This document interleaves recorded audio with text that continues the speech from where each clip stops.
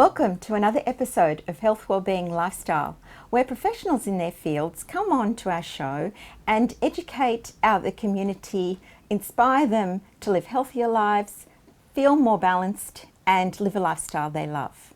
Today our first guest is Helen Mack, and she's here to talk to us about optimising outcomes, and she is an optimising outcomes coach, so it's perfect. Helen, what made you come up with that idea? Thanks for asking that, Linda. My background is in psychology initially, and I did a lot of work in corporate organisations and organisations of a variety of sizes, working on how do we get good outcomes from people and from individuals. My passion is actually optimism, and that attitude is what drives all of my work. But optimising outcomes is more outcome focused. So it takes the concept of optimism, which is an attitude or an approach, and it gives people some ways to approach their lives, their businesses, their relationships, their communities, to get better outcomes for themselves and for others. And it was driven from many moons ago when I was young. My mouth turned down when I was at rest. So I always looked a little bit unhappy. And so lots of people would sort of say to me, "Are you okay, Helen?" I'm like, "Fine." What I learned to do was tell my face. Have you ever met someone like that who's perfectly happy but they forget to tell their face? So I learned to smile, and I learned to teach myself how to have a happier approach. But happiness is temporary. Optimism and optimising outcomes is more grounded and more long-lasting. So I've now done a lot of research into the power of optimism and why that's an important part of the puzzle for people to get better results, whether that be in their health, in their lifestyle, in their business, whatever part of their life that they want to make changes. And there's really, in more recent times, I've developed a 3-step process for taking you from what am I going to do to what's the best possible outcome. How can I optimise this situation, or how can I maximise this opportunity? And that's, we have to go from thinking that something's not possible to moving to asking what's possible, and then moving through making choices to create best possible outcomes. So it's really a journey of inside yourself. And regardless of whether you're trying to make better choices about some part of your lifestyle, whether you're trying to boost your business results, or whether you're wanting your community to have a better outcome, if we take these 3 steps, we can all end up with better results. Well, what happens with our brains? You talked about the not possible aspect. What happens with our brains when we say something's not possible? Well, this is the really tricky part, of course, because as soon as we say something's not possible, our brain agrees with us and basically kind of closes down. So it says, oh, if you think this is not possible, then I'm not going to look for anything to help you with that. It literally goes on a holiday. It says, well, I'm done. You don't, this is not possible for you. I'm out. And so the challenge of that for us in whatever our goals are is that we're closing off opportunities. So one of the key pieces of optimising outcomes is creating opportunities. So let me give you an example from my personal life. Why is this so important to me at the moment? About 6 years ago, my husband was diagnosed with a terminal, incurable, only partly treatable condition. Very rare blood disease. My husband was always very special, and so he had a very special disease as well. So what that did was created a whole lot of not possibles. One of the not possibles was that our happy ever after was gone. We were going to live forever, die in our 90s, skiing off the edge of a black run, having heart attacks, tumbling down to the bottom of the ski run. All of our happy ever after was gone. We were faced with a heap of not possibles, things that were not possible for him to do or not possible for us to do.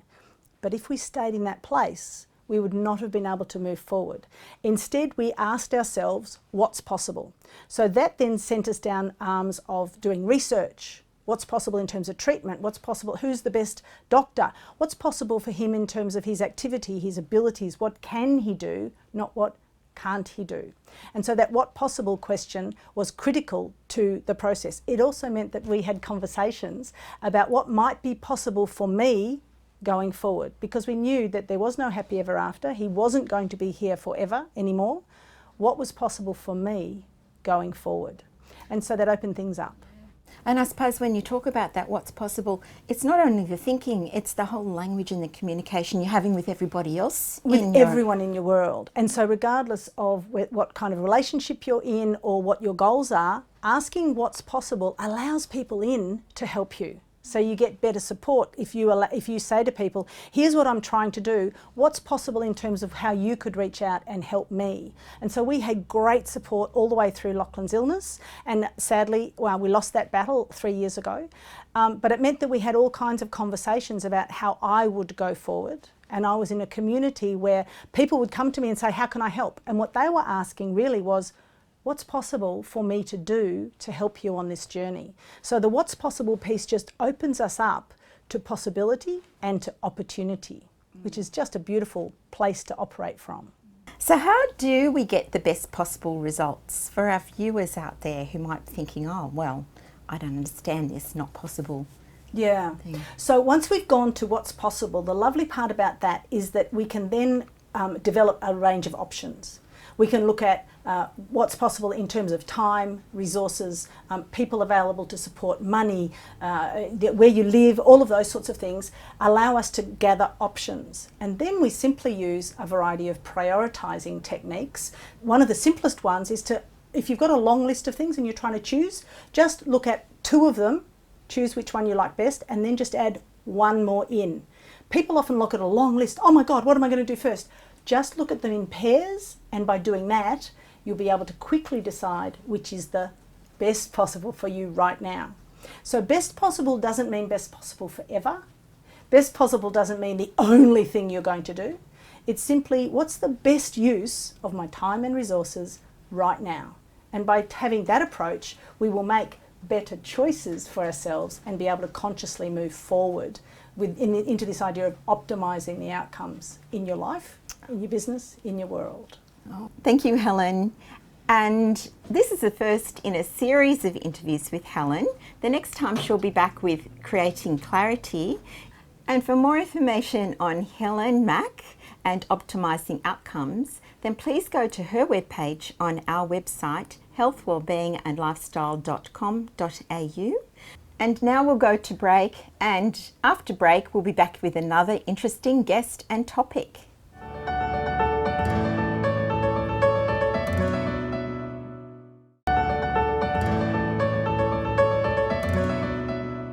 Welcome back, and today we have Sasha Priest, who's a psychologist and energy healer, and she's here today to talk to us about sleep difficulties. Welcome, Sasha. Thank you for having me, Linda. Please tell us more about sleep difficulties. Yeah, so there's lots of different types of sleep difficulties. We've got people who can find it difficult to fall asleep. Other people can find it difficult waking early in the morning. And for others, it might be that they wake multiple times during the night. So lots of different types of sleep difficulties. I guess I'd recommend that people perhaps speak with their GP if they've got initial concerns. But there's also definitely some other options that people can be trying. So I guess today I was hoping to talk a little bit about some energy healing options for people to try if they're having sleep difficulties. So if you can understand that we're all made up of energy, our bodies are an energetic system. So energy healing is actually something that can shift energy within people to help de-stress their system and also to help them to hopefully fall off to sleep in a nice and relaxing, calm way. So that's another option, I guess, for people to be considering alongside some mainstream options that can help with sleep as well. Can you tell me some examples of people who've benefited from energy healing? Yeah, sure. So I guess I know people through energy healing that have achieved some really significant benefits. So one person that comes to mind was a 60-year-old man who had a 30-year history of not being able to sleep all the way through. So he was waking about 4 or 5 times a night. He had 3 energy healing sessions and is now actually able to sleep all the way through, except for waking up once to go to the bathroom, and he was really happy with that.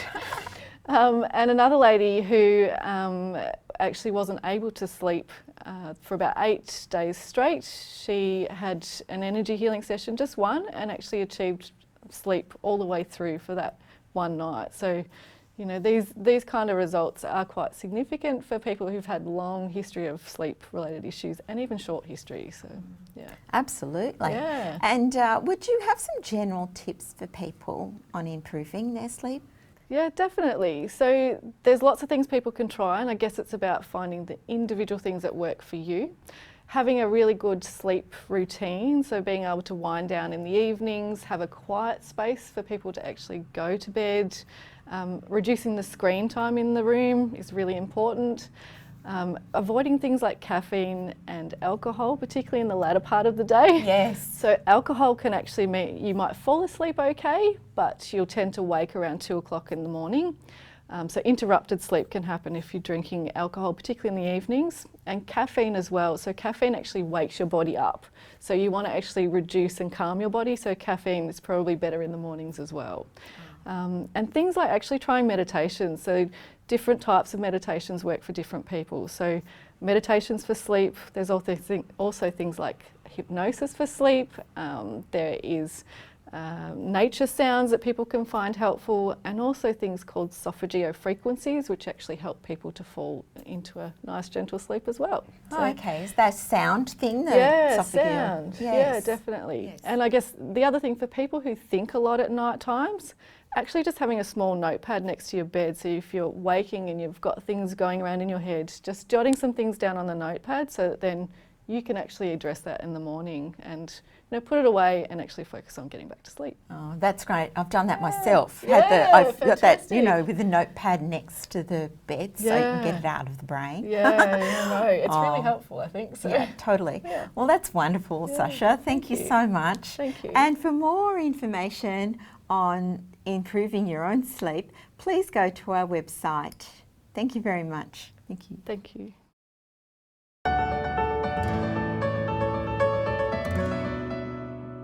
And now we're welcoming back Sondre Kalik, our Women's Sales Success Coach, and she's here today to talk to us about finding peace within sales. Yeah, I am. I know. It peace seems within like sales. I know.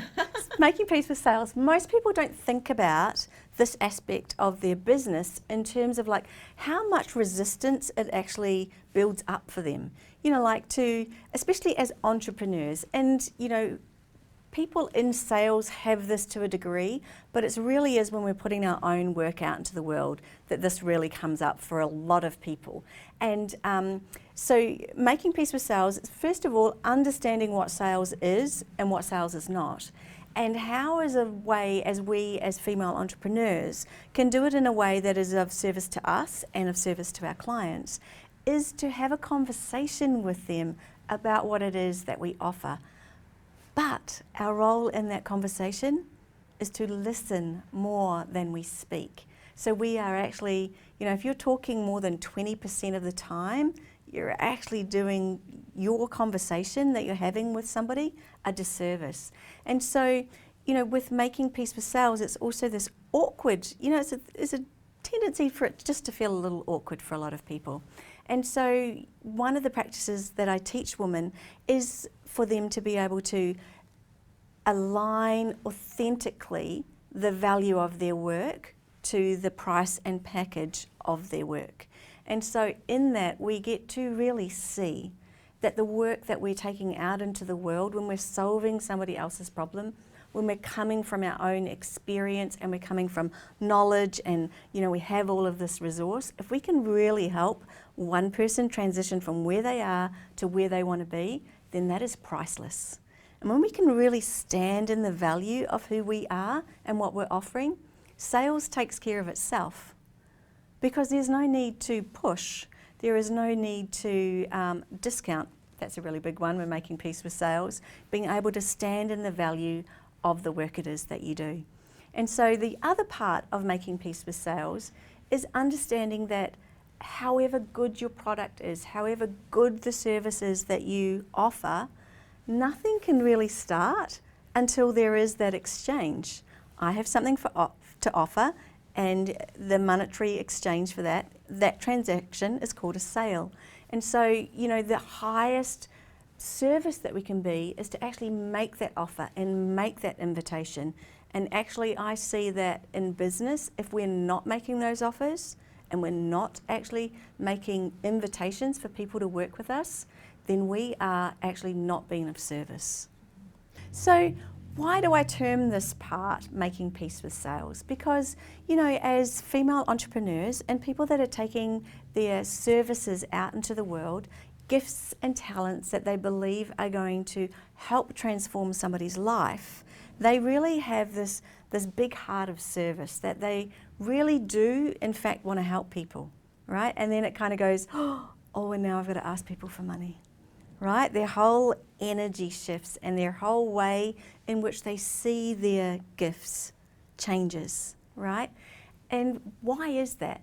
Mostly because in sales, you know, until you know how to do one in flow and what that all looks like, our main perception of sales is really a perception. It's been what we've accumulated over time. It has been around how we have been sold to in the past.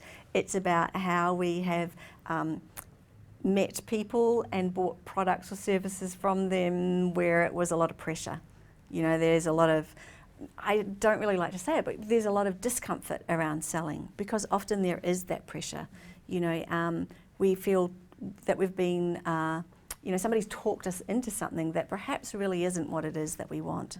Like that kind of used car salesman. It's exactly like that. It's exactly like that. And, you know, they rub their hands, they can kind of see us coming and we feel that, right? And so in sales, particularly in our businesses, we want a process that aligns with us, you know, that is still in the value of the service that we're offering, right? And for us, it's not about the money. But at the same time, we need to be able to bring money into our businesses so that they prosper, so that they, you know, there's more people that we can help and there's more people we can serve, and you know, we get to experience more of our lifestyle and the things that we want and the things that are going to bring us joy. And so in the sales process, you know, for your own business, you've really almost got to let go of every sales encounter that you've ever experienced that didn't serve you, that made you feel uncomfortable, and you didn't go home with something that, you know, you really loved as much. So it's a really good idea to be able to determine what sales is and what sales isn't. So it isn't a conversation where there is any pressure. There is not a conversation where you are basically just selling somebody something to fatten your own wallet, especially in this entrepreneurial space where we are offering transformation. We really want to be able to feel like there is an exchange called money for the value of the work that we do. And being able to be in a process or be in a conversation with somebody where you're actually a guide. You are not looking for an outcome called a sale. You are looking to help them make an actual decision. And that is when we get to be of our highest service. You know, our value really comes through when we are of service, but we're not attached to them saying yes to us. Thank you, Sondre. And for more of Sondre and making peace with sales, then please go to our website, healthwellbeingandlifestyle.com.au. We'll go to break now, and after the break we'll be back with George Dintilis, who's back with us today to talk about healing trauma.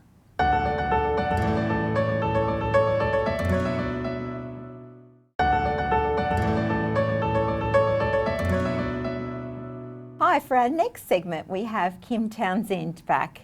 She's here today to talk to us about play. Kim, why play? Well, last time I was here was so much fun, I thought I'd come back and have some more fun. For me, one of my favourite quotes by George Bernard Shaw is that we do not stop playing because we grow old. We grow old because we stop playing. So you think about kids, what do? They're all about play.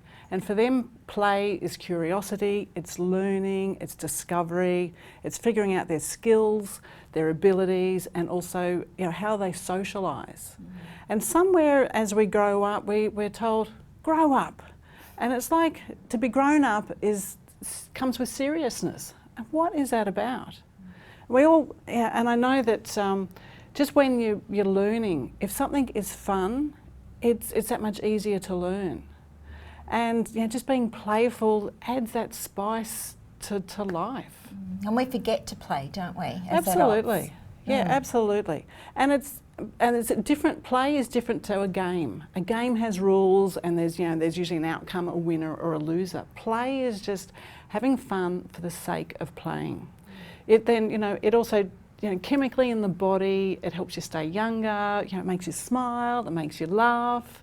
And it's just simple things. I mean, you see on the movies when two lovers are on the beach, they're running around, they're playing like kids. And adults love to play with kids. It's the practical jokes. Just bringing that stuff into your life every day. It's having that youthful attitude and approach to life, and it just makes things so much nicer. And I guess it's that communication with yourself as well, isn't it? Absolutely. It's communicating with yourself and being okay to be free and creative, and it just helps with connection. If everything's always serious and deep, it's like, it's so heavy, but lighten it up. And just have fun. Yeah, totally. It's so important, isn't it? And I know for much of my life I didn't have lost that sense of play. So what things would you say, people could play at? Absolutely anything. So if you're at work and it's one of those tedious, repetitive jobs that you just go, oh, I'm doing this again. It's like, okay, how can I make a game out of it? How can I make it playful? Or even just going to the supermarket, instead of just pushing your trolley along, even if people are watching, just, lift yourself up on the handlebar and have a bit of a ride. Or I know with my kids, when I've gone shopping with them, they might have the shopping list and I'd be getting stuff. If it's a loaf of bread or something that's not going to break, throw it into the shopping trolley and just have a bit of fun. Life does not have to be serious. That's so true. Yeah. We do forget, don't we? We can get caught up in that internal stuff that goes on and not breathing, as you mentioned last time you were here, and then it's lost. Yeah. And even if something is serious, people can just get heavy and the energy just becomes really, really dull. But if you, put a little bit of fun into it, it can actually, lift the energy, and even, having playfulness within seriousness is really important. Oh, gee, that's also relevant. It's just wonderful. Thank you very much for sharing that. And for more information on play and Kim, once again, please go to our website. And for now, we'll say bye-bye till next week from us all here at Health, Wellbeing and Lifestyle. See you next time.